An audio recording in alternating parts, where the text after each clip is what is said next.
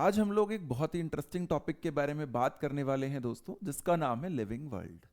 जब भी बच्चा डॉक्टर बनने की कोशिश करता है, 11th 12th में हमारे यहाँ पर इंडिया में एक एग्ज़ाम होता है, उसे पहले all India pre medical test AIPMT कहते थे, आजकल नीट कहते हैं, नेशनल एंट्रेंस एलिजिबिलिटी टेस्ट के नाम से कुछ इस तरीके से उसे जाना जाता है। तो आज हम उसमें जो पहला चैप्टर होता है बायो के अंदर, उसकी बात करने वाले हैं बेटा, द लिविंग वर्ल्ड। कि कैसे एक नॉर्मल इंसान का जो नज़रिया होता है लाइफ के प्रति, उसे लगता है कोई भी चलती फिरती चीज़, सांस लेती हुई चीज़ लाइफ है। लेकिन हमें पता होता है कि बहुत सारी चीज़ें ऐसी हैं जो लाइफ वायरस है जैसे, जो लाइफ और नॉन लाइफ के बीच में स्टैंड करता है। फिर हमें ऐसे ही पता होता है कि बहुत सारी चीज़ें और भी कंसिडर करनी होती हैं हमें, कि क्या चीज़ें मेटाबॉलिज्म क्या है किसी भी सेल के साथ, क्या ग्रोथ है, क्या इवोल्यूशन है। लिविंग वर्ल्ड में सिर्फ ये देखना काफ़ी नहीं है कि चीज़ें जिंदा हैं, उनके आपस का रिलेशनशिप क्या है, उनकी हायरार्की क्या है, कौन छोटा एनिमल है, कौन बड़ा एनिमल है, कोई किस फाइलम का है, कोई किसी क्लास का है। ये सब जो बेसिक हमारा सेटअप होता है क्लासिफिकेशन के बारे में, वो सब इसमें देखेंगे। बेसिकली इस चैप्टर को पढ़ने के बाद हमारे माइंडसेट में एक छोटा सा चेंज आएगा कि हम आज से पहले जैसे देखते थे लिविंग वर्ल्ड को, वो एक लेमन की तरह देखते थे, और अब हम एक साइंटिफिक अप्रोच के साथ उस चीज़ को देख पाएंगे। तो आइए दोस्तों स्टार्ट करते हैं बेटा इस टॉपिक को, द लिविंग वर्ल्ड। तो इसमें अगर आप देखेंगे बेटा, तो सबसे पहली बात ही वो है कि लिविंग मतलब लाइफ। तो पहले लाइफ का इंट्रोडक्शन हो जाए। तो जब हम लाइफ के इंट्रोडक्शन की बात करते हैं, तो हमारे पास जो चीज़ होती है वो होती है बायोलॉजी। सबसे इंपॉर्टेंट चीज़ क्या होती है? Biology is the science of life forms. कि लिविंग वर्ल्ड को पढ़ना है तो उसके लिए हमने एक डेडिकेटेड साइंस की स्ट्रीम बना रखी है बायो। उसमें हम जितनी भी तरह तरह के लिविंग वर्ल्ड में लाइफ फॉर्म्स हैं, लाइफ फॉर्म्स मतलब सारा लिविंग वर्ल्ड एक तरीके का थोड़ी है, यूनिसेलुलर है, मल्टीसेलुलर है, एनिमल्स हैं, प्लांट्स हैं, फंजाई हैं, बहुत सारी चीज़ें हैं, उनको पढ़ना। और उन लिविंग फॉर्म्स वो अलग अलग क्यों हैं? क्योंकि उन सब के अंदर लिविंग प्रोसेसेस अलग अलग लेवल के हैं, इसलिए सबका स्ट्रक्चर, शेप, हैबिटाट भी अलग अलग तरीके का बेटा पाया जाएगा। फिर आगे हम बात करते हैं कि जो अर्ली ह्यूमंस थे, लिखा गया है एनसीईआरटी की लाइन है, डिफाइड इन एनिमेट मैटर। यानी कई बार हम वर्शिप करते थे नॉन लिविंग चीज़ों की भी, आज भी करते हैं, वो हमारा संस्कार है कि हमें ग्रैटिट्यूड के तरीके से, अगर सूर्य देव से हमें पता है कि हमें एनर्जी मिलती है, सारी फूड साइकिल, फूड चेन्स वहीं से स्टार्ट होते हैं, प्रोड्यूसर लेवल उसी के कारण क्रिएट हो पाते हैं ठीक से। पानी है वो हमारे लिए बहुत इंपॉर्टेंट है, तो हम ऐसे हर किसी चीज़ की क्या करते हैं, काफ़ी हद तक हमारी आदत है कि हम लोग ऐसी चीज़ों की वैल्यू करते हैं, रिस्पेक्ट करते हैं। तो वही वो कह रहा है कि पुराने टाइम से हमें चला आ रहा है, जिससे पता चलता है हमारे कल्चर के बारे में। फिर ये एक बात है कि अब हम इसको साइंटिफिकली बोलते हैं कि देखो भाई, इससे फूड साइकिल या फूड चेन मिल रही थी, इसलिए ऐसा हो रहा था। पहले ऐसा नहीं था बेटे। पहले या तो हम डर के मारे, फियर, या हम बहुत ज़्यादा फैसिनेट हो जाते थे किसी चीज़ से, तब हम ऐसा करते थे। अब हम डर के मारे या फैसिनेट होकर ऐसा नहीं करते हैं, अब हमें साइंटिफिकली पता है, बस इतना ही अंतर आ गया है। Systematic description of life. अब जब लाइफ फॉर्म्स को हम पढ़ते रहेंगे, तो अब तो रिटर्न आ गया है सब कुछ भाई, है ना। प्री हिस्टोरिक टर्म्स जो थे लाइफ थी, उसमें तो हम लिखते नहीं थे, तब लिखते हैं तो आजकल हम हर चीज़ को प्रॉपरली डिस्क्राइब कर देते हैं।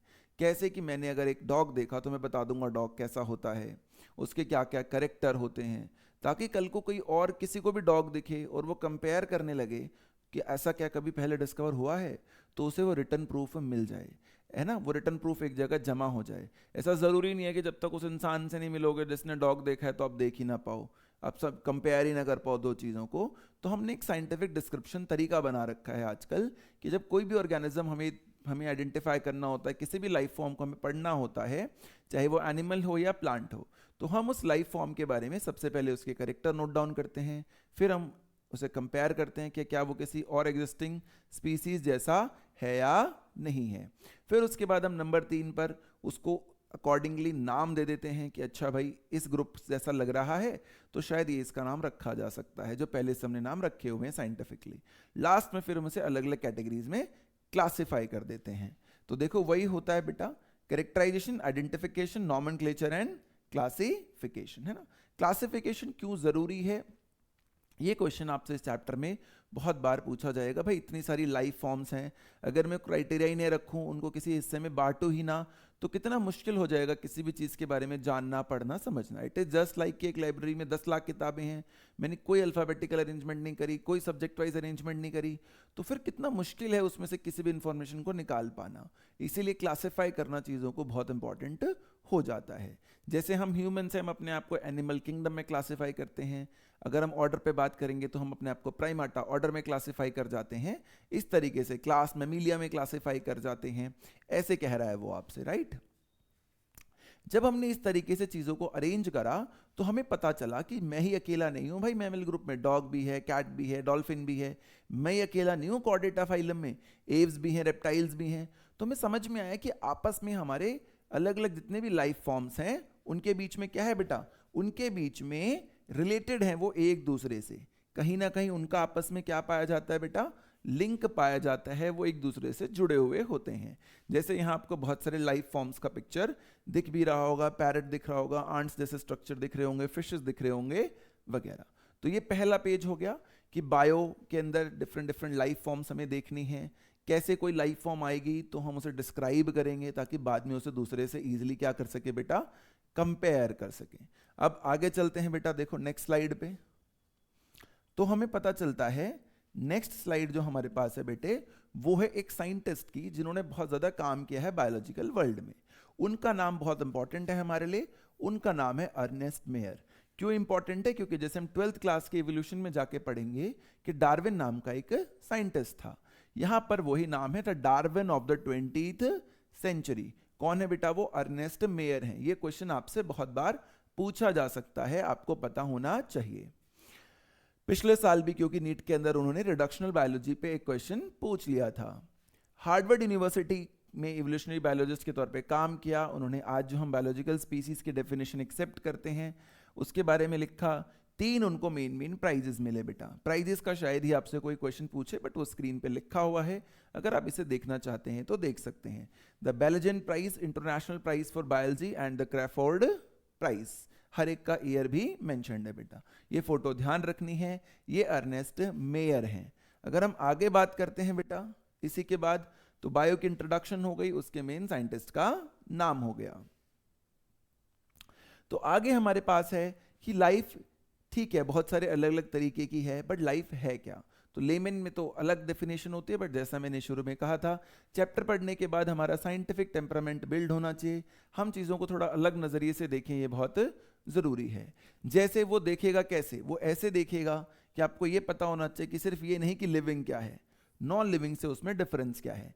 फिर ये पता होना चाहिए कि हर लिविंग बॉडी, हर लिविंग फॉर्म में अलग अलग सेलुलर ऑर्गेनाइजेशंस हैं, सबका अपना अपना मेटाबॉलिज्म है, सबके अपनी अपनी कॉन्शियसनेस की स्टेजेस हैं, है ना। और इन सब में सबसे इंपॉर्टेंट जो पहले पुरानी एनसीईआरटी में होता था ये क्वेश्चन, कि आदमी हो सकता है कोमा में चला जाए तो अनकॉन्शियस हो जाए, हो सकता है आदमी की ऑर्गेनाइजेशन ऊपर नीचे हो जाए कभी कभी किसी ऑर्गेनिज्म की, बट कॉन्शियसनेस एक के, और इसके अलावा जो तीसरा पार्ट है मेटाबॉलिज्म, वो बहुत इंपॉर्टेंट माना जाता है किसी को भी अगर लिविंग एंटिटी कंसिडर करना है। तो मैं कह देता हूं जो ग्रो कर रहा है वो लिविंग है, भाई धीरे धीरे पहाड़ का भी साइज बढ़ सकता है, तो वो लिविंग थोड़ी है।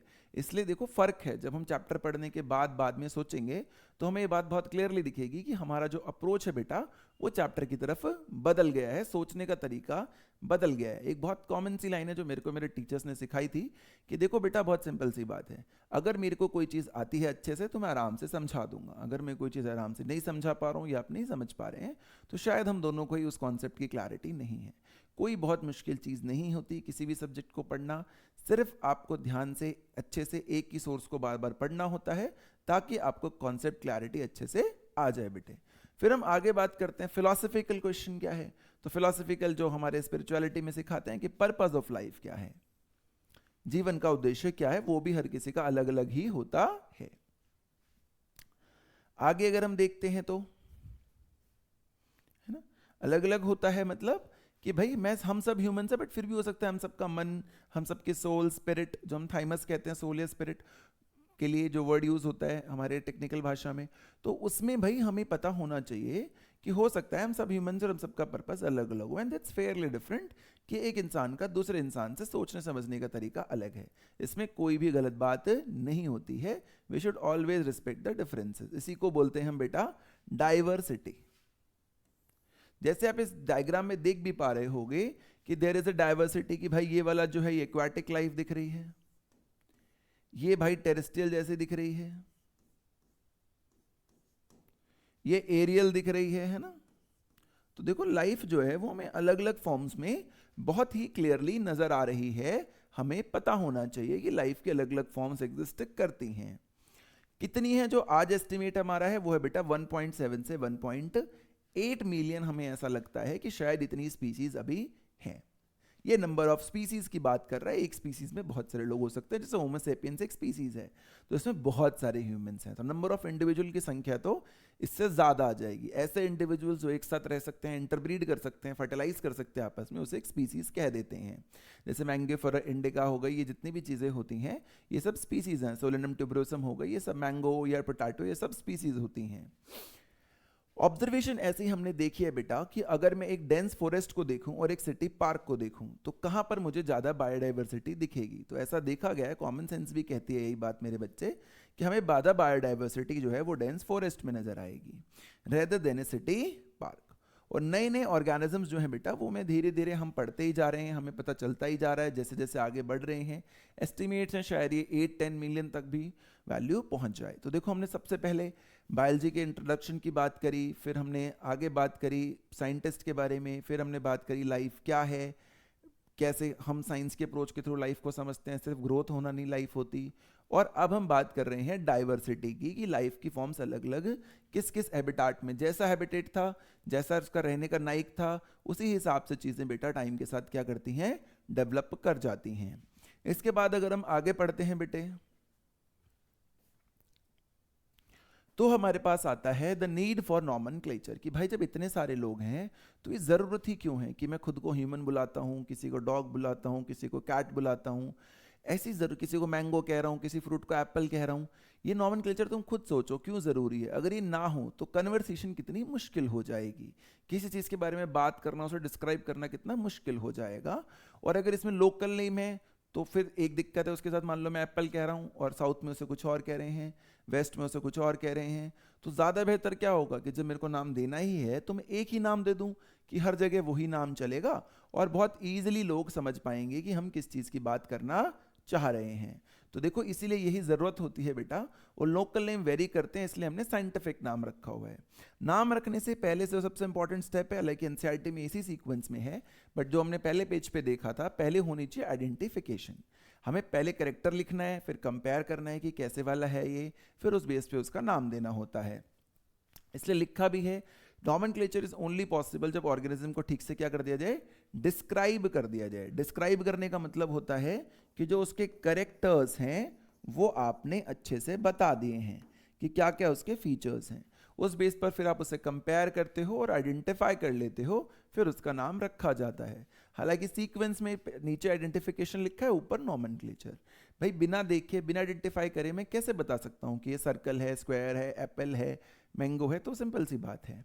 फिर नाम रखते हैं हमने एक स्टैंडर्ड तरीका रखा हुआ है किसी भी चीज़ का नाम रखने का, है ना, जो अभी हम आगे पढ़ेंगे, ताकि नेमिंग जो है लिविंग ऑर्गेनिजम्स की स्टैंडर्ड हो जाए और एक ही नाम से पूरी दुनिया में सेम इंसान को जाना जाए। तो आई थिंक ये आपको बहुत क्लियर हो गया होगा कि लोकल नेम रखने से दिक्कत क्या हो सकती है या क्या प्रॉब्लम आ सकती है बेटा। इसके बाद अगर हम आगे बात करते हैं बेटे, देखो तो हमारे पास आता है स्टैंडर्डाइजिंग द नेम्स, कि ये हक किसका है कि किसका क्या नाम रखा जाए, कौन कमेटी है इसके बारे में। तो एनिमल के बारे में जो है वो है बेटा international code for zoological nomenclature, जिनका काम है एनिमल्स के नाम रखना। ऐसे ही प्लांट्स के बारे में है international code for botanical nomenclature, जिनका काम है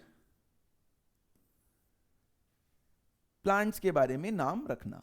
साइंटिफिक नेम इंश्योर करता है कि हर, और जो नीचे लाइन लिखी हुई है बेटा, कि हर ऑर्गेनिज्म को पूरी दुनिया में एक ही नाम से जाना जाए, ताकि कम्युनिकेशन करते वक्त हमें कोई कंफ्यूजन ना हो मेरे बच्चे, है ना। हम कम से कम टाइम में कोशिश कर रहे हैं कि चीज़ों को ठीक से पढ़ते रहें, समझते रहें। कोई प्रॉब्लम आती है तो आप कमेंट कर सकते हो, आप हमारी ऐप है एस्पायर वर्टेक्स ऐप स्टोर पे या प्ले स्टोर पे, वहाँ आ सकते हो। aspirevvertex@gmail.com पे या aspirevvertex.in वेबसाइट से कांटेक्ट कर सकते हो। कोशिश रहेगी कि हम सब लोग साथ मिलकर अपने अपने टारगेट तक पहुँच पाएँ बेटा। यही हमारा टारगेट है, सिर्फ यही हमारी कोशिश रहनी चाहिए कि साथ मिलें और आगे बढ़ते चले हम सब लोग साथ साथ, है ना। आगे चलते हैं, देखो फिर है बेटा बाइनोमियल नॉमेनक्लेचर। बाइनोमियल नॉमेनक्लेचर किसका दिया हुआ है? पहले साइंटिस्ट जो इसके लिए ज्यादा रिस्पॉन्स, जैसे हमारे नाम भी दो हिस्सों में रखा जाता है ना। सपोजिंगली मेरा नाम है अभिमन्यु सहारन, तो मेरा इनिशियल नेम और मेरा लेटर नेम, ऐसे चीजें चलती हैं। तो यहां पर मैं जब देखता हूं तो कार्लस लिनायस ने दिया था। जो पहला नेम होता है जेनेरिक नेम, बस यहाँ ये ध्यान रखना, इसमें जो फर्स्ट नेम होता है वो सरनेम है। हम जनरली अपनी भाषा में अपना सरनेम पीछे लगाते हैं, जिससे हमारे बारे में थोड़ा सा पता चल जाता है कि हम कौन सी कास्ट के हैं, कौन से रिलीजन के हैं, वो हमारे सरनेम से पता चलता है। उस सरनेम का हिंट मिलते ही आप सामने वाले के बारे में थोड़ा सा आइडिया ले सकते हो, किसके घर पे क्या रीति रिवाज चलते होंगे, इसका व्यवहार थोड़ा सा कुछ आइडिया हमें लग सकता है। इसलिए सरनेम हम पहले रखते हैं, एड्रेस बेसिकली हम पहले रखते हैं इस केस में, और जो नेम होता है वो हम बाद में रखते हैं डिफरेंशिएट करने के लिए, है ना। जैसे शर्मा है तो शर्मा तो सब है, तो तुम्हें समझ में आ जाएगा पंडित जी हैं, पंडित हैं तो उनके एक पर्टिकुलर हो सकता है कुछ आप गेस कर पाओ। अब कौन से पंडित है? पंडित तो दुनिया में बहुत सारे हैं, तो वो उसके फर्स्ट नेम से पता चलता है। ऐसे ही जैसे पेंथरा लियो, पेंथरा टिग्रिस, पेंथरा पार्डस। अब जो फर्स्ट है यानी कि जो जेनेरिक नेम है इन सबका सेम है, पर इससे तुम्हें एक आइडिया लग गया कि वाइल्ड या बीस्ट एनिमल्स या बिग कैट लाइक एनिमल्स है। पेंथरा का लैटिन मतलब वही होता है, क्योंकि अब डिफरेंशिएट करने के लिए कि कौन से वाला वाइल्ड एनिमल है, बीस्ट एनिमल है या बिग कैट है, आपने आगे नाम रखा हुआ है। लियो मतलब लॉयन, टाइग्रेस मतलब टाइगर, और पेरिडस मतलब लेपर्ड। तो वो स्पेसिफिक एपिटाइट है जो जेनरा के अंदर, विद इन दैट जेनरा, एक पर्टिकुलर स्पीसीज को दूसरी स्पीसीज से अलग करने का काम, डिफरेंशिएट करने का काम करता है। उसे कहते हैं स्पेसिफिक एपिटैट। ये आपको क्लियर होनी चाहिए बात, बहुत लोगों को इसमें कंफ्यूजन बेटे रहती है जनरली। इसी को पूरी दुनिया में बायोलॉजिस्ट जो है वो इस्तेमाल करते हैं। ये कार्ल लिनायस जी की फोटो है। कार्लस लिनायस जो हमने शुरू में बात करी थी बेटे, वो हमारे पास उनकी फोटो थी अर्नेस्ट मेयर की, मेरे बच्चे। आगे चलते हैं बेटा, देखो यूनिवर्सल रूल्स ऑफ नॉमेनक्लेचर। तो पहला जो रूल है बेटा वो ओरिजिन और लैंग्वेज का है, जो नियम है। जैसे हमारे यहाँ नाम नियम होता है कि बच्चा पैदा होगा तो पंडित जी आएंगे, नाम पूछेंगे किस अक्षर से रखना है और फिर नाम रख देंगे, और उसके पीछे सरनेम यूज करेंगे। साउथ इंडिया में हो सकता है बहुत सारे सरनेम मम्मी पापा दादा सबके यूज कर लेते हैं वो लोग, ऐसा कुछ उनका ट्रेडिशन है। हमारे पास बायोलॉजिकली क्या ट्रेडिशन है कि भाई, है ना, हमें जो अपना नाम है उसका पहला रूल ये है कि वो लैटिन भाषा में होना चाहिए। बायोलॉजिकल नेम किस भाषा में होना चाहिए? लैटिन। रीजन है उसका कि लैटिन अब इवॉल्व नहीं हो रही, लैटिन कहीं भी बोली भी नहीं जा रही, तो कोई लड़ाई नहीं करता कि तुम सारे बायोलॉजिकल नाम्स अपनी लैंग्वेज में क्यों रख रहे हो। स्पेनिश वाले बोलेंगे मेरी में रखो, अमेरिकन बोलेंगे मेरी में, हम बोलेंगे हिंदी में रखो, तो वो लड़ाई खत्म हो जाती है कि भाई कहीं बोली नहीं जाती, सबके लिए कॉमन है। और इवॉल्व नहीं हो रही, तो जैसे इंग्लिश के वर्ड्स की स्पेलिंग चेंज हो जाती है, कुछ ऐसा हो जाता है, कई बार प्रोनाउंसिएशन बदल जाती है। इसमें ऐसा कुछ बदलेगा भी नहीं, डेड लैंग्वेज है, इसलिए ज़्यादातर चीज़ों को हम लैटिन भाषा में ही रखते हैं। और इटैलिक्स में लिखा जाता है, दे आर लैटिनाइज्ड और derived from Latin irrespective of their origin. इनको एक और बात है, मान लीजिए मेरे को इंडिया में ही मिल गया आम, तो मैं उसे मैंगनीफेरा इंडिया नहीं कहता, मैं उसे मैंगनीफेरा इंडिका कहता हूँ। लैटिन भाषा का सफिक्स मैं उसमें जोड़ देता हूँ उस इंडिया शब्द के अंदर, इसलिए वो इंडिका बन जाता है, और इसे ही लैटिनाइज करना कहते हैं। किसी भी भाषा से आया हो कोई भी टर्म, कोई भी ओरिजिन, कहीं पे भी हमने पहली बार इन्वेंट करा हो, हम उसे लैटिनाइज हमेशा कर ही देंगे, यही हमारा काम होता है बेटा। दूसरा होता है कि नाम रखने के दो कंपोनेंट क्या हैं, वो मैंने आपको पहले बता दिए। एक होगा सरनेम, दैट इज जीनस, और एक होगा नेम, जिससे उस जीनस के अंदर जो अलग अलग स्पीसीज हैं उससे आप डिफरेंशिएट कर पाओगे। यानी दूसरी भाषा में रिलेटेड स्पीसीज से बनता है रिलेटेड जेनरा। जैसे एक होता है इंडिविजुअल, इंडिविजुअल से मिलकर बनती है कम्युनिटी, कम्युनिटी से मिलती है फैमिली, सॉरी इंडिविजुअल से मिलकर बनती है फैमिली, फैमिली से मिलकर बनती है कम्युनिटी। ऐसे ही होता है रिलेटेड स्पीसीज से जेनरा, रिलेटेड जेनरा से फैमिली, इस तरीके से चीजें चलती है। रिलेटेड फाइलम से किंगडम, है ना, ऐसे। तो दो वर्ड होते हैं बेटा, specific epithet and genus. Epithet मतलब कुछ लिंग्विस्टिक एडजेक्टिव टर्म आप पीछे दे देते हो, जैसे पेंथरा के पीछे लियो, टिग्रिस या पार्डस दे दिया, ताकि विद इन जेनरा भी आप डिफरेंशिएट कर पाओ कि आप किस पर्टिकुलर एनिमल की बात कर रहे थे हम वहां पर। ये मैग्नीफेरा इंडिका की इमेज है बेटा। फिर जब हम आगे बात करते हैं बेटा इसी में, तो हमारे पास आता है राइटिंग स्टाइल क्या होना चाहिए। अगर प्रिंट कर रहे हैं तो देखो हम सीधा सीधा इसे इटैलिक्स में प्रिंट कर देंगे। अगर लिखेंगे तो हमें सेपरेट लाइंस के साथ लिखना पड़ेगा। अगर मान लीजिए मैं ये लिखना चाहता हूं कि मैंगीफेरा इंडिका, तो there is a very simple thing कि पहले ऐसे लिखूं या कैसे लिखूं, तो नहीं, देखो नाम नीचे लिखा हुआ है, ऐसे नहीं लिखना है आपको। सिर्फ नाम का जो फर्स्ट लेटर है, क्या है बेटा, जो सिर्फ नाम का, देखो नीचे लिखा हुआ है क्लियरली, जो नाम का फर्स्ट लेटर है, जेनरिक नेम का जो फर्स्ट लेटर है वो एम होगा कैपिटल, है ना। उसके बाद जो स्पेसिफिक एपिथेट है उसका पहला आएगा स्मॉल, बाकी सारे तो स्मॉल आएंगे ही आएंगे। और कभी कभी आपको पर्टिकुलर साइंटिस्ट अगर पता हो कौन है तो वो भी आप पीछे लिख सकते हैं। तो यही वो लिखता है कि देखो जब हम ऐसे लिखते हैं तो बस वो ये कहता है कि जो नहीं कर रखा है इसने यहां पर, किसे सेपरेटली क्या कर देना है आपको, अंडरलाइन भी कर देना है। First start with capital, epithet start with small, ये फोर्थ पॉइंट है बेटा, ये इस एग्जांपल में आपका हो गया है। ऑथर साइटेशन, कभी कभी आप स्पेसिफिक एपिथेट के बाद लिख सकते हो, लेकिन कंप्लीट नहीं लिखना है। किस में लिखना है बेटा, एब्रीवेटेड फॉर्म में लिखना है। एब्रीवेटेड का मतलब होता है शॉर्ट फॉर्म में लिखना है, जैसे लिनायस को उन्होंने LINN डॉट लिख दिया। तो देखो हमने बेटा क्या क्या कर लिया अभी तक, हमने यूनिवर्सल रूल ऑफ नॉमेनक्लेचर कर लिए बेटा, हमने नाम सीख लिए सारे, है ना, हमने देखा किस साइंटिस्ट ने ऐसा कहा है, हमने देखा किसकी रिस्पॉन्सिबिलिटी है नाम देना, हमने देखा नाम देना ज़रूरत क्यों है, हमने देखा डाइवर्सिटी कितनी है दुनिया में, हमने देखा लाइफ क्या है टेक्निकली और फिलोसफिकली, कौन मेन साइंटिस्ट है, और इंट्रोडक्शन टू बायोलॉजी। ये चीज़ें हमने बेटा अब तक देख ली हैं, राइट। अब हम आगे चलते हैं।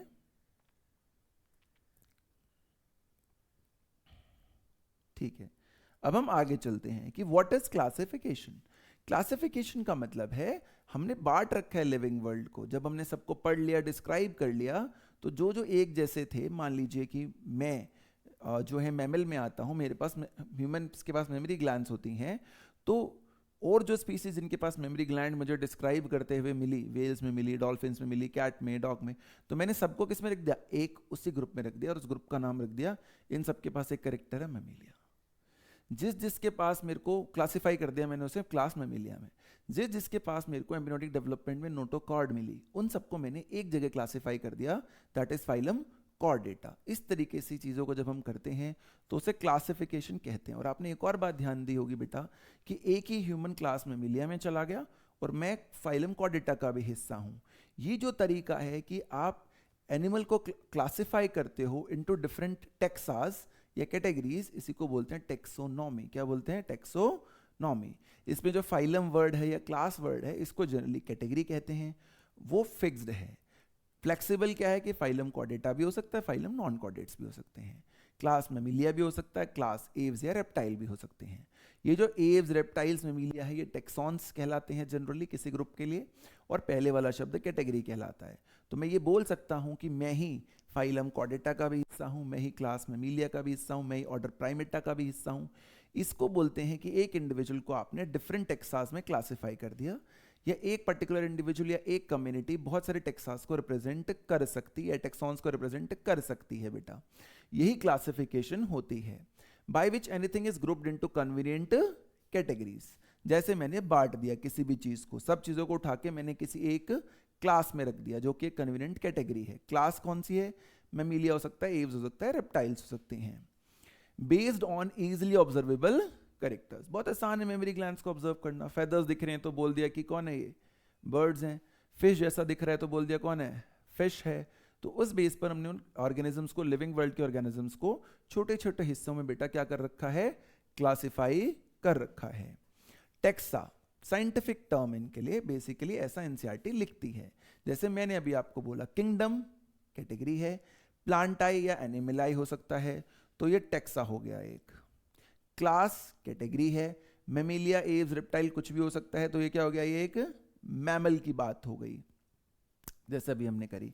या वीट एक स्पीसीज है, मान लीजिए ट्रिटिकम एस्टिवियम। तो स्पीसीज जो टर्म है वो तो फिक्स्ड है, स्पीसीज ही वर्ड यूज होएगा, चाहे होमो सैपियंस हो या ट्रिटिकम एस्टिवियम हो या सोलेनर ट्यूबरोसम हो या मैग्निफेरा इंडिका हो। तो वो जो फिक्स्ड टर्म है स्पीसीज, वो तो कैटेगरी है, लेकिन जो उसके पीछे लग रहा है, जो फ्लेक्सिबल टर्म होता है, वो टेक्सॉन कहलाते हैं। स्पीसीज वीट भी हो सकती है, स्पीसीज जो है वो मैंगो की भी हो सकती है, स्पीसीज जो है वो पोटैटो की भी हो सकती है, ऐसे बेटा, right. Taxa indicates category at different levels. जैसे मैंने अभी दिखाया कि मैं एक पर्टिकुलर टेक्सा, एक पर्टिकुलर ग्रुप ऑफ इंडिविजुअल्स हैं, हम लोग लिविंग एंटिटीज हैं, वो क्या कर सकता है, कैटेगरी को डिफरेंट डिफरेंट लेवल्स पे हम देख सकते हैं। मैं सेम ही होते हुए भी अलग अलग लेवल्स पे पाया जा सकता हूँ। मैं एक फाइलम का हिस्सा हूँ, मैं एक क्लास का हिस्सा हूँ, मैं एक किंगडम का भी हिस्सा हूँ, है ना। जैसे देखो डॉग जो है बेटा, वो उसको अगर मैं देखूं तो एक पर्टिकुलर कैटेगरी या टेक्सा जो उसके लिए है वो तो है कि वो स्पीसीज है। फिर क्लास कौन सी है उसके लिए, स्पीसीज तो ये हो गई उसकी, उसी की क्लास कौन है, मैमलिया, और उसका किंगडम कौन है, एनिमल, ऐसे। ठीक है बेटा, तो क्लासिफिकेशन की जरूरत आपको समझ आनी चाहिए। आगे चलते हैं बेटे, है ना। आप लोग देखो अपनी स्कूल की क्लासेस जरूर अटेंड करनी है सबको बेटा, पढ़ना है वहां से। ये जो हम हेल्प कर रहे हैं, ये आपको अगर कोई कॉन्सेप्ट दिक्कत आ रही है, फटाफट चीज़ें पढ़नी है, तो उसके लिए है। इसके बाद आपके जाके एनसीईआरटी आपको जरूर पढ़नी है बेटा, एनसीईआरटी एग्जाम्पलर के क्वेश्चन जरूर करने हैं, है ना, वो प्रैक्टिस आपकी ज़रूर है। उसके अलावा अगर आपको पीवाईक्यूज़ वगैरह देखने हैं तो अपनी एप्लीकेशन एस्पायर वर्टेक्स पे आपको मिल जाएंगे, वहाँ से आप पीवाईक्यूज़ के क्वेश्चंस भी सॉल्व कर सकते हैं। तो ये टोटली आपकी चॉइस है बेटा, आपको कहाँ से क्वेश्चन करने हैं। कोई दिक्कत आती है तो we will always be there. Phone का इस्तेमाल कृपा करके कम करें, क्योंकि आप लोगों को कई बार छोटी उम्र में, मुझे भी नहीं पता चलता था, हम ज़्यादा टाइम कंज्यूम कर लेते हैं, नॉर्मल से भी ज़्यादा टाइम हमारा लग जाता है बेटा। आगे चलते हैं, देखो दोस्तों इसमें अब तो आगे हमारे पास है प्रोसेसेस बेसिक टू टेक्सोनॉमी। तो मैंने समझा ही दिया आपको टेक्सोनॉमी क्या होता है, classifying organism into different Texas. जैसे मैंने अभी और एक ही ऑर्गेनिज्म डॉग था, उसको एक टेक्सा में डाला, स्पीसीज बना दी उसकी एक, फिर मैंने उसको एक उसमें डाला क्लास में, फिर मैंने उसको एक किंगडम में डाला। तो ये जो तरीका है कि एक ही ऑर्गेनिज्म को डिफरेंट पार्ट्स में बांट देना है बेटा, इसे हम टेक्सोनॉमी कहते हैं। पहला होता है इसमें कैरेक्टराइजेशन। बांटने के लिए पहला काम क्या करना पड़ेगा, अगर आपको क्लासिफाई करना है एक ऑर्गेनिज्म को डिफरेंट टेक्सास में, तो ऐसे थोड़ी है किसी को भी उठा के मैमल में लिख दूंगा। पहले तो मैं इसके कैरेक्टर डिस्क्राइब करूंगा डॉग के, मेरे को देखो अच्छा मेमोरी ग्लैंड है, फिर मैं देखूंगा कौन से ग्रुप में आज तक जो मैंने स्टडी करी हुई है उसमें मेमोरी ग्लैंड पाई जाती हैं। तो मैंने कंपेयर करा तो मुझे पता चला आइडेंटिफाई करने पे कि ये कहाँ पाई जाती हैं, मैमल्स में पाई जाती हैं। मुझे ऐसा पता चला कि कहाँ पाई जाती हैं बेटा ये, तो मुझे पता चला कि ये मैमल्स में पाई जाती हैं। तो फिर मैं क्या करूंगा, तो मैंने सोच लिया कि अच्छा ये इस ग्रुप का है। फिर अच्छा ये थोड़ा सा ध्यान देना, इसमें पहले नॉमेनक्लेचर आएगा बेटा, फिर क्लासिफिकेशन होती है। तो फिर मैं इसका नाम रखूंगा उससे अकॉर्डिंग कि अच्छा ये वाला है, मेरे को आइडिया लग गया तो इसका नाम मैं रख सकता हूँ। फिर मैं नाम रखने के बाद इसको क्लासिफाई करूंगा डॉग को ही कि ये कौन से क्लास का है, क्योंकि एक कैरेक्टर तो मैमेलिया है।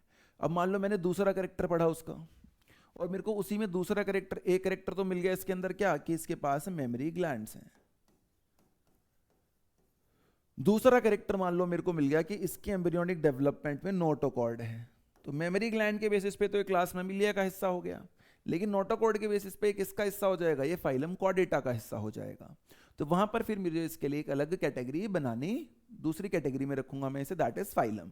पहले मैंने इसे रखा था एक क्लास में। इस तरीके से करेक्टर वाइज जो जो मिलते जाएंगे, फिर इसका नाम रखकर मैं इसे अलग अलग कैटेगरीज में पुट कर दूंगा कि इसके कहाँ कहाँ पे बिलोंगिंग है। जैसे मेरी इंडिविजुअलिटी क्या है, छोटे लेवल पे हो सकता है कि मैं दिल्ली में रहता हूँ, फिर जब बात करूंगा तो बोलूंगा अच्छा भाई मैं इंडिया का भी तो मैं ही पार्ट हूँ, वर्ल्ड का भी मैं ही पार्ट हूँ, यूनिवर्स का पार्ट भी मैं ही हूँ। तो एक पर्टिकुलर चीज़ जो है, एक टेक्सा जो है या एक ग्रुप जो है, वो अपने आप को अलग अलग लेवल्स, अलग अलग कैटेगरीज पर रिप्रेजेंट बेटा करा जा सकता है उसके थ्रू। पहले हम सुपरफिशियल चीज़ें देखते थे, आजकल हम बेटा इंटरनल स्ट्रक्चर भी देखते हैं क्लासिफाई करते वक्त, डेवलपमेंटल प्रोसेसेस भी देखते हैं, और इकोलॉजिकल इंफॉर्मेशन की कौन कहाँ एरियल है, एक्वाटिक है, क्या है, वो सारी बातें भी, उनके बीच में क्या कंपटीशन है, इकोलॉजिकल कन्फ्लिक्ट्स वगैरह भी चीज़ें कंसिडर करते हैं क्लासिफाई करने से पहले। तो देखो थोड़ा सा वापस चलते हैं, हमने नेमिंग तक का पार्ट तो देख लिया था। अब जो हमने देखा है वो है एक तो रास्ता कैसे होता है किसी को नाम रखने का, क्लासिफाई करना क्यों ज़रूरी होता है, यूनिवर्सल रूल्स क्या हैं चारों बेटा, और कौन से साइंटिस्ट ने हमें इसके बारे में बताया है, नेम स्टैंडर्डाइजेशन किसकी वजह से होता है, नीड फॉर नॉमेनक्लेचर क्या है, डाइवर्सिटीज कितनी हैं दुनिया में बेटा, क्या टेक्निकल और फिलोसॉफिकल क्वेश्चंस हैं, अर्नेस्ट मेयर कौन है, और लाइफ क्या है। अब तक हमने ये सब पढ़ लिया है। अब हम आगे बात करते हैं कि जब हम इन सबको डिस्क्राइब करते हैं तो कहीं ना कहीं देखो रिलेशन भी तो पता चल रहा है कि डॉग भी मैमल में है, कैट भी, मैं भी, हम सब एव्स, रेप्टाइल्स, मैमल्स सब फाइलम कॉर्डेटा में हैं। तो ये कैसे पता चला? क्योंकि आपने चीज़ों को सिस्टमेटिकली एक पर्टिकुलर क्राइटेरिया या ऑर्डर पे अरेंज करके रखा हुआ है। ये जो सिस्टमिक अरेंजमेंट होती है बेटा ऑर्गेनिजम्स की, इसी को हम क्या कहते हैं? इसी को कहते हैं सिस्टमैटिक्स। इससे हमें सबसे बड़ा फायदा क्या होता है कि हमें इवोल्यूशनरी रिलेशनशिप्स पता चल जाती हैं कि कौन किससे लिंक्ड है। मान लीजिए पहले नोटोकॉर्ड नहीं था, अब है, तो मुझे पता चल गया कौन से स्पीसीज के बाद एकदम से नोटोकॉर्ड आ रहा है, यानी ये कनेक्टिंग लिंक है। जैसे हेमिकॉर्डेट को हम कह देते हैं, या यूग्लेना को कह देते हैं कि वो कनेक्टिंग लिंक है between plant and animal kingdom. Linnaeus ने शब्द यूज करा था सिस्टमा नेचुरे अपनी पब्लिकेशन के लिए। स्कोप क्या है सिस्टमैटिक? अगर डिस्क्रिप्टिव ठीक रखोगे, पहले पेज स्लाइड पे भी हमारी वही बात थी बेटा, तो क्या क्या फायदा होगा? हम प्रॉपर्ली आइडेंटिफाई कर पाएंगे, नाम रख पाएंगे और क्लासिफाई कर पाएंगे चीजों को। Systematics takes into account evolutionary relationships between the organisms. यही फायदा है एक सिस्टम में रखने का कि अब बेटा जैसे हमारी फैमिली हिस्ट्री है मान लो 10 पीढ़ियों की, सिस्टमैटिकली अरेंज कर दूंगा तो मैं बता सकता हूँ कौन किससे इवॉल्व हुआ है, किसके कैरेक्टर कैसे पास हुए हैं। पेडिग्री चार्ट जेनेटिक्स वाला बना के मैं बता सकता हूँ डोमिनेंट रिसेसिव के बारे में। तो चीज़ों को सिस्टमैटिक तरीके से रखने के काफ़ी फायदे बेटा देखे गए हैं, है ना। तो देखो यहाँ तक हमें क्लियर होना चाहिए सिस्टमैटिक क्या है, नॉमेनक्लेचर के हिस्से क्या है, वगैरह वगैरह। आगे चलते हैं, डाइवर्सिटी वगैरह क्या होती है। तो टेक्सोनॉमिकल हायरार्की आ जाती है हमारे पास कि जिन टेक्सास की एक हायरार्की है जी। जैसे मैं मान लो स्पीसीज का हिस्सा हूं होमो सेपियंस, मैं ऑर्डर है मेरा प्राइमाटा, क्लास है मेरी मेमिलिया, फाइलम है मेरा कॉर्डेट एंड किंगडम है एनिमिलिया। तो जब इन टेक्सास को मैं एक लेवल पर लगाता हूं, टेक्सॉन्स को सॉरी, तो उसे बोलते हैं क्या? उसे बोलते हैं टेक्सोनॉमिकल हायरार्की। जैसे कि ये दिख रहा होगा बेटा आपको, ये जो कैटेगरीज लगी हुई हैं, कैटेगरीज फिक्स टर्म होता है, मैंने आपको बताया था, जैसे कि species, genus, family, order, class, phylum और किंगडम। ये जो कैटेगरीज हैं इसको इंडिविजुअल को, तो इंडिविजुअल जो चीज़ है इसमें, मान लो स्पीसीज, जीनस, वन, है ना, ये सारे के सारे, मान लीजिए इसको मैंने 1 कह दिया, इसको 2, इसको 3, इसको 4, तो ये क्या है? ये कैटेगरीज हैं, इनको बोलते हैं टेक्सोनॉमिक कैटेगरीज। और इनकी पूरी सीक्वेंसेस स्टेप वाइज जो होती है इसको बोलते हैं टेक्सोनॉमिक हायरार्की। और इसमें हर एक चीज़ रैंक डिसाइड हो रही है। जैसे मान लो ये फर्स्ट रैंक पे है, ये सेकंड, ये थर्ड, ये फोर्थ, या स्टेप पे या रैंक पे ये प्रेजेंट होता है। और ये जो दिख रहा है जो फ्लेक्सिबल है कि किंगडम के साथ एनिमेलिया भी आ सकता है, किंगडम के साथ प्लांटा या फंगाई भी आ सकता है, मोनेरा भी आ सकता है, फाइलम के साथ कॉर्डेटा, नॉन कॉर्डेटा आ सकता है, क्लास के साथ मेमिलिया, एव्स, रेप्टाइल कुछ भी आ सकता है। ये टेक्सॉन होता है। सिंगल की बात करेंगे तो टेक्सॉन, और अगर 3-4 जैसे एव्स, रेप्टाइल्स, इनकी एक साथ बात कर लेंगे मैमल्स, तो टेक्सा हो जाएगा प्लूरल, वरना टेक्सॉन सिंगुलर होता है। तो ये टेक्सोनॉमिकल हायरार्की और टेक्सोनॉमिकल कैटेगरी बेटा हमें वर्ड क्लियर होना चाहिए। टेक्सा का जनरल मतलब वही होता है ऑर्डर, अरेंजमेंट या डिवीजन। इसमें हमें कोई कंफ्यूजन नहीं होनी चाहिए बेटे।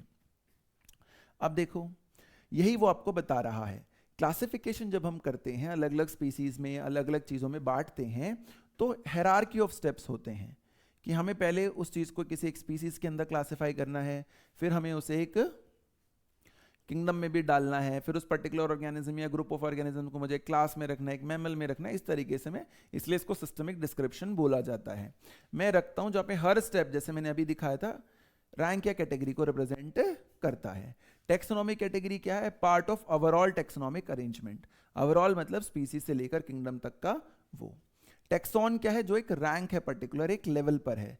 जैसे अभी हम इसमें देख रहे थे कि मेमिलिया, आपको शब्द दिख रहा था, है ना, देखो मैं फिर से दिखा देता हूं, दिख रहा था ना, Mammalia, Chordata, animalia, carnivorous, Canidae, इनको कह रहा है वो, है ना, कि ये एक पर्टिकुलर लेवल पर आपको दिखाई देते हैं। तो ये आपको पता होना चाहिए बेटा, है ना। These group are distinct biological entities, है ना, ये सब जो ग्रुप्स हैं बेटा, मेमिलिया होना या कार्निवोरा होना, ये सब अलग अलग हैं। कोई इनका रिलेशन हो सकता है कि कोई मैमल कार्निवोर और हो सकता है कोई मैमल कार्निवोर ना हो, या कोई कार्निवोर मैमल और कोई कार्निवोर मैमल ना हो, है ना, तो कुछ भी हो सकता है। तो अलग अलग एंटिटीज होती हैं, ये भी बात हमें पता होना चाहिए। फिर आगे आते हैं भाई, तो इसमें सबसे नीचे जो हमें दिखता है बेटा, उसको हम लोग बोलते हैं कि ये स्पीसीज हैं। स्पीसीज जो है बेटा ग्रुप ऑफ इंडिविजुअल्स होते हैं जिनमें फंडामेंटल सिमिलैरिटीज होती हैं। इसलिए मैंने थोड़ी देर पहले भी कहा था कि ये लोग आपस में क्या कर सकते हैं, ये लोग आपस में इंटरब्रीड कर सकते हैं, ये इनकी खासियत मानी जाती है। लोवेस्ट है, ये सबसे बेसिक है, इनिशियल पार्ट है, जैसे इंडिविजुअल जो है, और फैमिली और कम्युनिटी में इंडिविजुअल सबसे लोअर लेवल पर आएगा। One can distinguish one species from another based on distinct morphological differences. जैसे मान लीजिए कि एक स्पीसीज है मैंगिफेरा इंडिका, और एक स्पीसीज है सोलेनम ट्यूबरोसम। तो देखो बहुत आसानी से आप इसमें डिफरेंशिएट कर सकते हो, कोई दिक्कत वाली बात ही नहीं है, ना ही आपस में इंटरब्रीड करने वाले हैं। या तीसरी स्पीसीज है पैंथरा लियो, इसमें बहुत हम आराम से डिफरेंशिएट कर सकते हैं। तो बिल्कुल सही कह रहा है। स्पेसिफिक एपेटाइट क्या था कि स्पीसीज के अंदर ही जो ये वाला नाम है सेकेंड नेम इंडिका, ये, या पैंथरा के अंदर क्या है लियो, ये स्पेसिफिक एपेटाइट है। बस इतनी सी बात है कि विद इन द स्पीसीज लोगों को डिफरेंशिएट, आप किस genera, within the genera आप लोगों को कैसे डिफरेंशिएट करोगे, उसके लिए यूज होता है जनरली स्पेसिफिक एपिटाइट। नेमिंग में ध्यान रखना, पहले जेनरा सरनेम पहले लिखते हैं, स्पेसिफिक एपिटाइट बाद में लिखते हैं, जो स्पीसीज का आइडेंटिफिकेशन होता है। नेमिंग में उल्टे तरीके से बॉटम अप व्यू नहीं होता, वहां पे पहले सरनेम होता है फिर फर्स्ट नेम यूज करा जाता है बेटा। जैसे जीनस की बात आ गई भाई, comprises a group of related species. जैसे स्पीसीज तो अलग अलग हैं बट रिलेशन में हैं, आसपास वाले हैं। जैसे उसने यहाँ पे डायग्राम दिखा रखा है ना, लेपर्ड है बेटा, ये लॉयन है और ये टाइगर है, पता है हमें कि रिलेटिव्स हैं, राइट। रिलेटिव हैं तो कुछ तो कॉमन फीचर होना चाहिए। तो फीचर कॉमन होता है, मान लो रिट्रैक्टेबल क्लॉज हैं सबके पास, या रोर दहाड़ना, ये फीचर कॉमन है इनके साथ। लेकिन इस दो फीचर कॉमन होने का मतलब ये नहीं है कि बिल्कुल सेम है या बहुत इजीली एक दूसरे के साथ रिप्रोड्यूस कर जाते हैं, इसलिए ये स्पीसीज तो नहीं हो सकते। बट रिलेटेबल जेनरास, रिलेटेबल स्पीसीज जो हैं ये लोग मिलकर क्या बना देते हैं, एक जेनरा या जीनस बना देते हैं, राइट। मोर कैरेक्टर कॉमन होते हैं इसमें। किससे? अगर मैं एक स्पीसीज को स्पीसीज से कंपेयर ही करूंगा, लॉयन वर्सेस लॉयन, तो उन दोनों में मान लो आपस में 50 कैरेक्टर कॉमन है, तो लॉयन वर्सेस टाइगर में शायद 40 ही होंगे। स्पीसीज से नहीं, किससे ज्यादा कॉमन कैरेक्टर है? Species of other genre, species of other genre. जैसे पैंथरा लिख दिया मैंने, तो पैंथरा इनका जेनरा है, राइट। और कैट के लिए मैं वर्ड यूज करता हूं फेलिस, तो फेलिस के जेनरा, फेलिस जेनरा में सारी कैट्स आ जाएंगी। कोई अफ्रीकन कैट हो सकती है, कोई वाइल्ड कैट हो सकती है, कोई डोमेस्टिक हो सकती है। तो फेलिस के अंदर जब मैंने मान लो कंपेयर करा, और फेलिस एक जेनरा है ऐसा मान लेते हैं थोड़ी देर के लिए, जैसे कि पैंथरा एक जेनरा है, तो आपस में विद इन पैंथरा अगर हम देखेंगे, जिसके अंदर ये तीन लोग आएंगे, लॉयन, लेपर्ड और टाइगर, तो इनके अंदर मान लीजिए 40 कैरेक्टर कॉमन है। फेलिस भी आपस में कैट देखते हो, कैट की वैरायटीज देखते हो तो 40 हैं। लेकिन अगर पैंथरा और फेलिस में कंपैरिजन करने लगूंगा कि भाई इन दोनों जेनरास में कितने कॉमन है, तो 40 से कम ही कॉमन आएंगे। सिंपल सी बात है, मान लीजिए ये 20 है जो अब इनके बीच में कॉमन कैरेक्टर्स हैं। इसीलिए वो आपको बोलता है has more characters in common compare to species of other genera. दूसरी जेनरास के साथ मैं अगर इसको कंपैरिजन करूंगा, तो ये पैंथरा का कंपैरिजन में लॉयन का, टाइगर का कंपैरिजन, पहले लॉयन टाइगर को कंपेयर कर लूं, फिर लॉयन को किसी कैट के स्पीसीज के साथ कंपेयर करूं, तो शायद डिफरेंसेस ज्यादा होंगे। जैसे सोलेनम और ब्रिंजल, पोटैटो और ब्रिंजल एक ही जेनरा के हैं, स्पीसीज दोनों अलग अलग हैं, सोलेनम ट्यूबरोसम एंड सोलेनम मेलानिना। एक जेनरा में कैसे हैं? तो भाई वो बोलते हैं, इनके ना एनसीईआरटी में लिखा नहीं जाता है पर मैं बता रहा हूं आपको, कि 5 पेटल है, 5 फ्यूज हैं। और क्या खास बात है इनके साथ, कि ये जो हम इस वाले एग्जाम्पल की जब हम बात करते हैं, तो वो कहते हैं इनके पेटल्स फ्यूज्ड होते हैं। क्या फ्यूज्ड होते हैं बेटा? इनके पेटल्स फ्यूज्ड होते हैं। या वो कह देते हैं कि जनरली इनमें जो ओवरी की पोजिशनिंग है वो कैसी है? सुपीरियर है। ये बात है जिसकी वजह से ये एक है, बट इंटरब्रीड नहीं कर रहे तो स्पीसीज तो नहीं है, बट कुछ कैरेक्टर कॉमन है तो एक ग्रुप में रखना भी पड़ेगा, तो जेनरा में रख दिया हमने से। पैंथरा के अंदर जैसे मैंने बता दिया, पैंथरा लियोपार्डस की रोरिंग एबिलिटी होगी या रिट्रैक्टेबल क्लॉज होंगे, ऐसे लोगों को हम एक जेनरा में रख देते हैं। ऐसा पॉसिबल है कि कोई चीज सेम जेनरा में ना हो बट सेम फैमिली में आ जाए। जैसे ये सब सेम स्पीसीज में नहीं थे, कौन? लेपर्ड, लॉयन और टाइगर, बट एक जेनरा में आ गए। ऐसे ही हो सकता है कि दो चीजें ऐसी हो जो एक जेनरा में ना हो बट एक कॉमन फैमिली में आ जाए। जैसे ये देखो, फैमिली, कौन आ गया भाई फैमिली में? जैसे मैंने फैमिली का नाम लिख दिया फेलिडे। तो अभी तक जो कैट और लॉयन टाइगर मैं कह रहा था कि भाई इनकी जो जेनरा है वो तो अलग अलग है, इसका जेनरा है पैंथरा, इसका है फेलिस, लेकिन दो जेनरा एक किसमें आ गए? फैमिली में। जैसे दो स्पीसीज पैंथरा लियो और पैंथरा पार्टस या पैंथरा टाइगरस एक जेनरा में आ गई, ऐसे रिलेटेड स्पीसीज एक जेनरा में आई थी, रिलेटेड जेनरा एक फैमिली में पाए जा सकते हैं, डिपेंडिंग ऑन कि कुछ कैरेक्टर्स तो इनके अंदर कॉमन होंगे। लेकिन जैसे जैसे हम ऊपर जा रहे हैं तो नंबर ऑफ ऑर्गेनिज्म बढ़ते जा रहे हैं। स्पीसीज में तो आप एक इंडिविजुअल की बात कर रहे थे, फिर आपने लॉयन, टाइगर और लेपर्ड की बात करी। अब आप कह रहे हो लॉयन, टाइगर, लेपर्ड, कैट। तो जो सबसे पहला केस था जहां लॉयन में ही कंपैरिजन था तो ज्यादा कैरेक्टर कॉमन होंगे। फिर लॉयन, लेपर्ड और उसमें देखा हमने टाइगर में तो शायद 40-50 में से 40 कैरेक्टर कॉमन हो सकते हैं। अब कैट को ला दूंगा, बोलूंगा चारों में कॉमन बताओ, तो थोड़े से और कैरेक्टर कॉमन कम हो जाएंगे।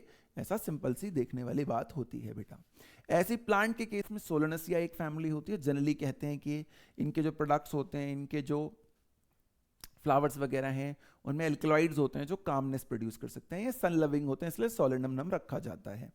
सोलेनेसियाई मतलब जनरली जो है उसी बेस पर होते हैं वो वाले लोग, चाहे बाकी कैरेक्टर्स में अलग हो, बट सन लविंग या कामनेस प्रोड्यूस करने वाली एबिलिटी इनकी कॉमन हो बस।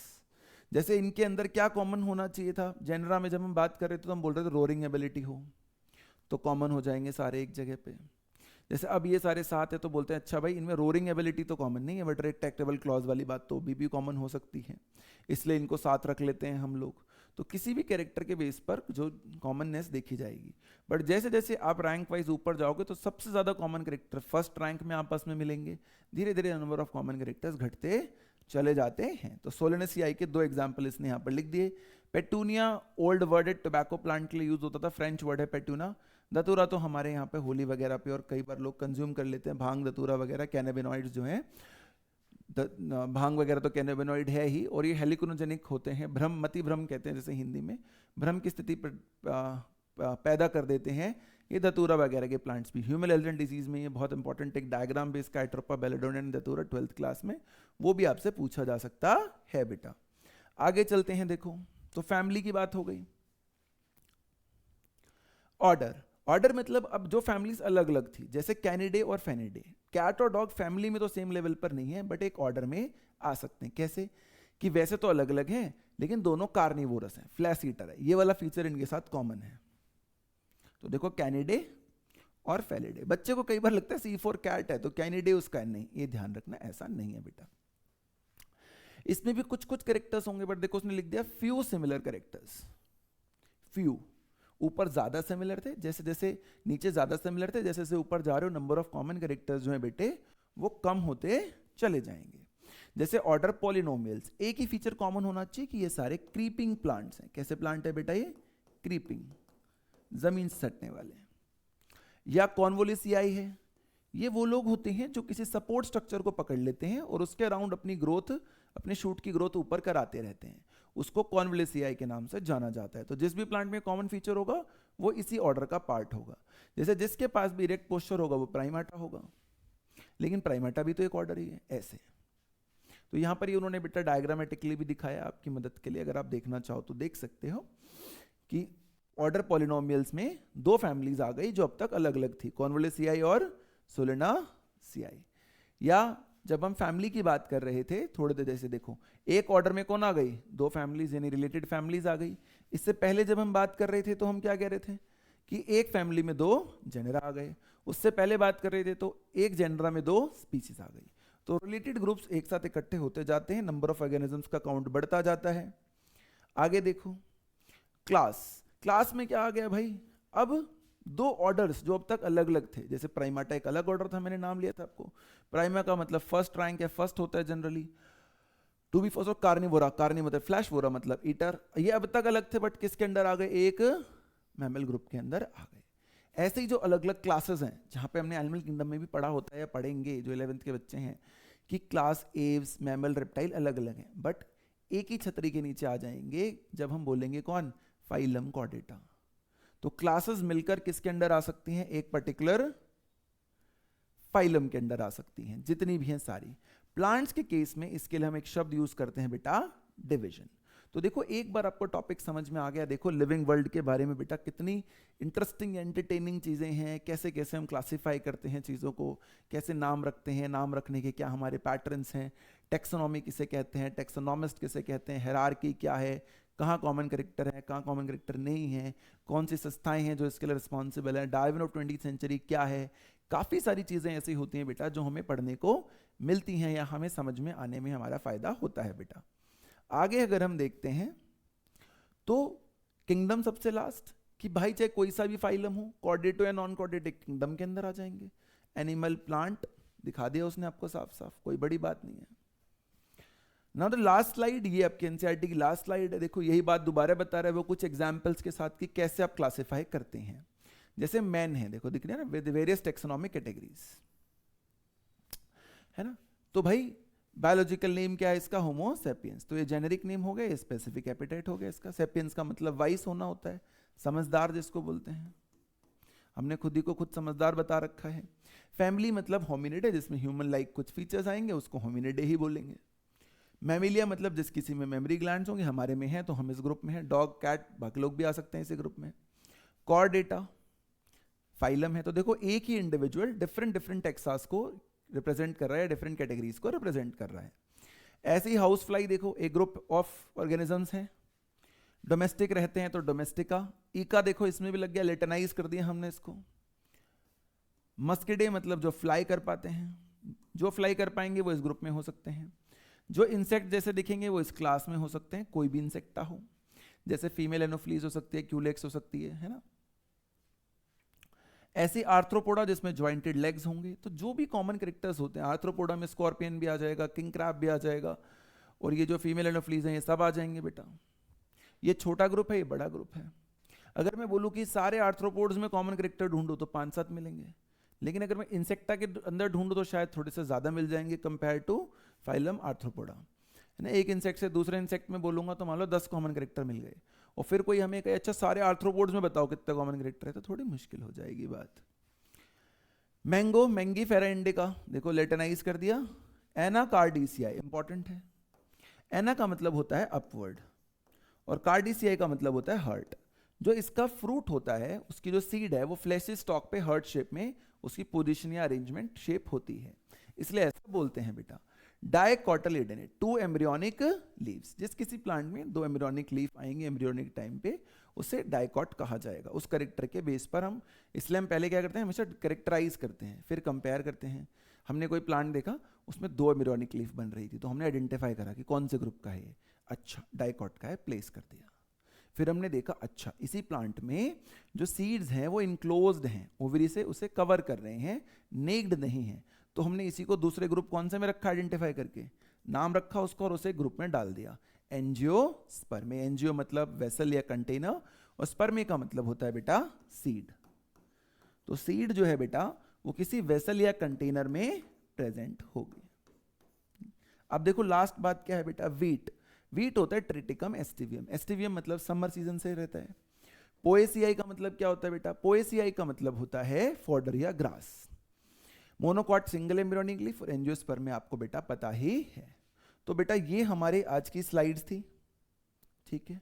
ये क्वेश्चंस हैं, ये हम अगली क्लास में अगले वीडियो में आएंगे आपके लिए। Thank you so much for your time दोस्तों।